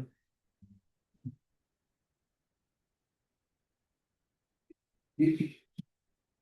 Councilwoman Hoffman asked the mayor 2 weeks ago, was this information available for the public? And he said, no, without hesitation, no. The public could not have found that information. And by the way, I can't find the financial statement on me. So I'll save that for my general comments, but you know, implications with that is. But you had that curiosity then. And now I don't know, now it seems like you're in favor of going with harness bid. Because it's the highest and best use in it. And by the way, I'll reiterate value when Jerry Jackson was sitting up here saying, you know, it's not worth anything. This is more, Harrison's getting a good deal. I think if we go back and look at it, he'll say Harrison's the one that's getting a good deal. And in fact, fair market value by definition is whatever ready, willing, and able buyer will pay. And that's me. So fair market value was not $7,400, was it? And it wasn't investigated properly. I don't believe it was underhanded. That's my opinion, and I don't think I'm the only one who saw that. I think there's a council member who's expressed that he thought it was that too. So I don't know how you fix that perception without backing off and going through the process. It's just in the future, from here on out, what we're trying to figure out, I think the correct way would be like, man, okay, if we have these surplus properties. Let's see and contact everybody that have adjacent property to it to see. Because if I would have known that, I would have put an initial offer in as well. What if you had put in the initial offer, Mr. Harris, and said, hey, I didn't realize it was for sale. He did this today. Yes, sir, that's what, like I just stated, that's why we need to figure out something for the future, for future buyers, or future. So everyone has shown their hand here, this is not, you know, you can't start over. Yeah, What was that? I didn't understand. Everyone has shown your offers, everyone has shown their hand, you know, so, you know. Yeah, no, I completely understand about the price, but what I make in a year is, I mean, it's irrelevant, but what my shop makes in a year is less than a single business deal that Mr. Harness does on a commercial hit. I'm just trying to, like I said, secure my public parking for me to grow as an entrepreneur. And he has the rest of that building, and on the conversation of him allowing me to park, he did state that he's not sure what he's doing with old chains. He even stated that he may just bulldoze that down and make that even more of a parking. Which in my defense, could argue that that's the same about the same piece of property, that 0.1 of an acre. If he gets rid of that, that might facilitate this additional parking, and I can still have that 0.1 of an acre that would facilitate mine, or Again, let me go the back. city holds on to the piece of property and no one gets it and it remains public. So here's what we're up against. We have an offer for somebody that thinks their use is more vital. Yep. And for the largest amount of money. we have yourself, you've got a small business, and what would be advantageous for us to see in your favor and give you, 6 or 8 more parking spots. The Rock LLC, I call that because it's corporation buying it. It's not Mr. Harmon, it's a corporation that's buying it. They've done a lot of good in the area, and they have this business which they think that they can employ people, 6 to 9 more people that are gonna have a place to park as well. And so that benefits, we're putting for ballots in down there, so that benefits the community. Or we could leave it as it is, and the city would have to maintain it, and anybody could park there. So we have a number of options, but we're being asked to do something with the information here, and somebody's gonna leave upset. If they can accept the decision of the council and walk away, and you all get, as they say, let's all just, get along, it would be better. But our point here, hold on, Mr. Grisham, our point here is to try and make a decision, and it's very difficult for these 7 individuals tonight because our president, or our mayor pro tem has to not abstain, but he's got to facilitate it. It's very difficult to choose one person's use over another without somebody saying, we need help. So clearly, it's a difficult decision because this council hasn't been able to make a motion.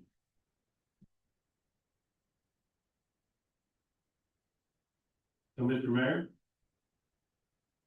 Do we not have the motion? There's no motion pending.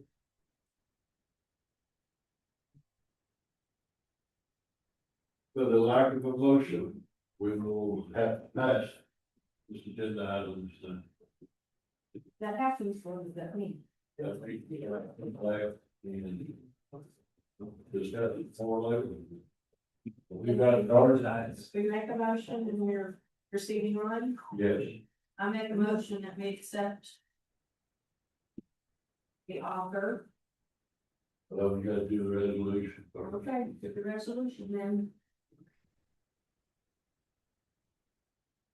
Have a motion, we accept resolution number 1353, do I have a second? Second. Point of order, Mayor Pro Tem, the resolution requires discussion and completion of some of the blanks on the resolution before consideration by council. Then you can turn that amendment. That can be part of discussion and then an amended motion placed. We need to fill in the offer. To consider. Which offer we want to consider? Yes. I move for resolution 1353.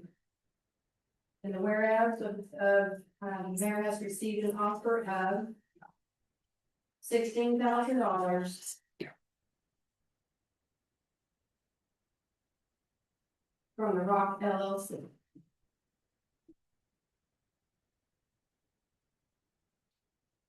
Here we have a motion. For this name, this amount, to be filled into this resolution, do I have a second? Second. Are there any discussion? And who seconded that motion? Okay, thank you, Joe. Okay, at this time, I would like to ask the basis of the motion, so that we understand your thought process in doing that. The way thought process for the second, why would you make the motion in that way? If we've been unable as a group to come up with that, what do you think the benefit to the city is? And not put you on the spot. No, I expect to answer that. My role in this community over the past few years has been heavily under economic development, and that's seeing also the progress of our nation. We have made considerable strides in that. I feel that this offer stays in line with that purpose of economic development, progression of our downtown.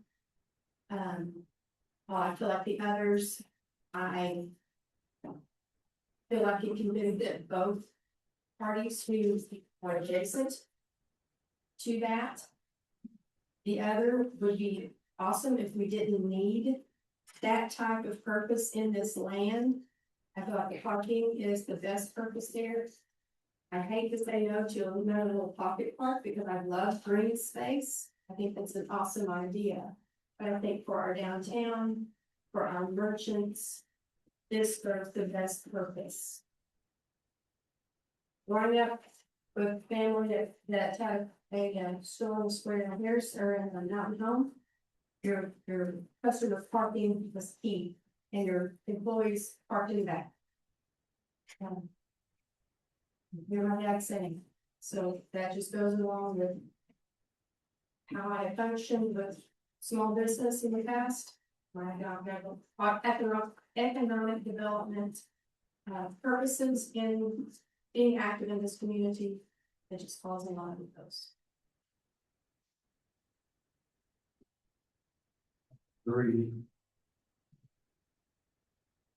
Any other, I would ask any other council member for any input. So when going off the last statement that you said, the employees park in the back and the customers park in the front, where would you suggest that Moore's customers park? Well, he has 3 spots for his front. This would be if you So he gets 2 more barbers and the space I think is 5,400 square feet that you Well- can expand to. So if he does, I mean, you're limiting one person from parking. No, they have the opportunity to come to and then, yeah. Okay, but at the end of the day, Mr. Hunts, if this happens, he has the final say of whatever takes place on that parking lot. Yes, and there's other merchants who are along the square who are face that same item too, as far as parking. It's not, you're on the square, it's all. No matter where you're going, you've got someone who has potential parking lot. But for this particular, I mean, it's gonna be parking either way, as far as those 2. I think they can come to an agreement on what's gonna work best for everyone. I'm trusting that process between the 2 that are gonna be good neighbors. That will tend to call for both. And that's fine, but I wanna make it clear that like, you're limiting the person that is trying to strive to make a living and really allowing the person that has a bigger pocketbook to rule the decision making here. While he has done great, he will continue to do great in the city. I mean, but we're gonna limit Josh from having a parking lot and the ability to expand his business. So do you believe this $7,500 offer is more valuable than the 16 or the? I don't feel like the process was done correctly, so I don't feel like either option is. We can't go back to everyone, like I said, everyone was done anything, so we can't go back to review. Well, we can't go back now because there's a motion to make it. I think there's also a call for a vote. Okay, I'll clarify, the 2 blanks that's being filled is with the offer of $650,000, drawing the Rock LLC, is that correct? Correct. All right. No further discussion, all in favor of this, motion, say aye. Aye. All opposed, like sign. Aye. Roll call, Mr. Flood. And I think it's very interesting that we no one make a motion when you all voted aye. You all voted for it. Why was there so much hesitation to make a motion if we're all gonna say yes? I can answer that. I haven't made up my mind yet. I voted that way. So you voted yes, but you haven't voted deny? No, I hadn't made up my mind to that instant. And what I'm doing here is based on her comments I asked, and then I'm trying to weigh that out. This is not 100% decision for me. And so So we're gonna vote a yes and not have it be 100% yes. Roll call. Are you ready? No, James. Okay. Larry Phillips, Yes. Charlie Pierce. Yeah. Reed Petty, Yes. Joel Williams. Yeah.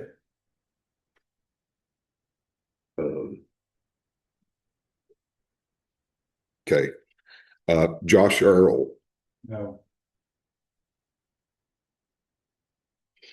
Gwen Hoffman, Mitch Magnus, yes. And, what do I do about the Wayne? He's mayor per time, shouldn't vote. Okay. The motion passes, as mayor pro tem, you would be voting if there was a tie and it needed to pass. Did you get Larry? Yes. Yes. He's first. So the motion passes. I'd also like to make a motion, we have the city attorney look at this process and bring it back to city council. Oh, yeah, I thought that was the motion. Right. Okay. My apologies, Mr. Mayor. I need a motion to approve this resolution. Motion to approve. Have a motion approved, do I hear a second? Second. All in favor, discussion? All in favor, say aye. Aye. All opposed, like that. Aye. Okay. Mayor, What? I'd like to make a motion. You want to do roll call? I'm gonna Yeah. go call again. Yes. Okay. Charlie Pierce. Reed Petty, Yes. Joel Williams, You change it. Wait. this is to approve the resolution. Yeah. Josh Earl. Glenn Hoffman. Mitch Magnus, Yes. Larry Phillips, Yes. at 6-1, so. Motion passes. And, Now, Mr. Mayor, I would like to make a motion to have the city attorney work with city administration to develop the process, a process that necessarily has to be based on this one here, that clearly outlines what we're going to do in the future. here we have this motion, do we hear a second? Second. We have a motion, and a second. Are there any discussion? All in favor, say aye. Aye. All opposed, like sign. Motion passes. At this time, do we have any citizens' comments, Mr. Radley? You have Joshua Moore on the property sale. He's passing. Then And then next. Kurt Grisham was the other one who was, on the sign up sheet, but he's, he has left. Okay, council comments. Okay, I'd like to make a comment. This is a very difficult process and it stresses our community when these things occur. Mr. Moore and the representative, I'm sorry, ma'am, I forgot your name. Tim. I asked you to get together, not on a phone call or anything else, and help us realize we made the right decision and help this man with his business. Okay? I need you to make parking available for him and help him, take your kids there, get their haircuts or whatever. But make sure that we give these people a chance to survive and that we just don't become property owners that hurt them. And I do believe, Mr. Moore, I believe this can happen. I promise you, the council needs to do. promises, please. What's that? I'm sorry you feel that way. We have to come to some resolution of this, and it's either call this off for another time. Or make the motion and move forward. It's not the best solution. One of my motions was gonna be with the special property in the trees. They going to have a third. The wisdom of Solomon, starting to make a motion that leave it as a parking lot and not sell it. Ms. Hoffman had courage enough to make a motion. I voted to try and get this thing moved on. That doesn't change the fact that now we have to make this work in everybody's favor. So it's incumbent upon him and the company she works for to help you. And you may not believe that. But Yes, sir. It just, the initial offer was $7,500. Mm-hmm. And the only reason it was $16,000 was out of spite. So if we back it up and both of us have, and we're both on level playing fields and I don't have a pocketbook, it's like he does. And it's, then what do we do? Well, I don't think that, I'm gonna Then tell what you, do we do? Because you just took into consideration his highest bid because he was jacked up by this, by that. I don't think the money had anything to do with the issue, other than at the end, we get 16 to 7,500. That doesn't mean his 16,000 is worth more than your 7,500. We made that decision based on what, according to Ms. Hoffman, that's why I specifically asked her, why did you make that motion? I specifically asked her, and she didn't say because it was 16,000. She made the motion because she thought that was the best use of the property. I can't dispute that. Also, had she made the motion in your favor, Roy can't dispute that either. It just happened. Okay, yes, sir. Thank you, guys. I hope we get this done in the future. We're gonna get it better. done in the future. I hope so. But I'm telling you, I made a commitment to you that this would be vetted out. You may not be happy with it, but I promise you, I'm gonna help in every way I can to make sure it's done. Okay. Any other council on this team? Yeah, I can say that I'm thoroughly disappointed. Yeah. In, our ability to make decisions. I feel like we're very one-sided. Once one person goes with it, they all go with it. I don't feel like no one speaks on behalf of themselves anymore. So, Mr. Earl, you made no comment as to whether or not which one of these you would have approved. You didn't make a motion. I didn't, and I said it clearly a minute ago, I wouldn't have, because I feel like the process is flawed. Then we should have made a motion to table it. I was worried, I think she made the motion to vote, and then y'all went with it. So if it were, so I could have made a motion to table after the fact we already voted on it? No, if you made a motion to table it, I would give that fair consideration. Okay, but when it was discussed that we were going to table it or move it to the next one, she made the motion to, It's based on Yeah. our option. so while I verbally didn't say it, that's the route it was going until she made the route. To make the motion. Well, then you saw something I didn't. I saw somebody stand up with courage and make a motion. And then I said, okay, now why is she making that motion? Because it was gonna go on to the next one. I think that's what it was said. Right, Nancy? I think that the mayor was about to say without a motion, we're going to, then she made it. Okay, what was gonna be your statement after that? I think without the motion, we didn't do the business. Yeah, So- we said it passes, which means it dies. Yeah.